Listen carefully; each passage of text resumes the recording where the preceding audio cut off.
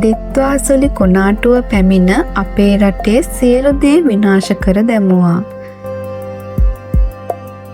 මිනිස් ජීවිත, සත්ත්ව ජීවිත, දේපල සියලු දේ අහිමි වුණා. නමුත් සොබා දහම තවමත් සංසුන් වී නොමැති නිසා අපේ පුංචි රටට නැවතත් කුණාටුවකින් පීඩා විඳින්නට සිදු වී තිබෙනවා. ඇතැම් ප්‍රදේශවලට ගං වතුර නායෑම් තර්ජන මේ වන විටත් එල්ල වී ඇති බව ඔබත් මමත් දන්නවා.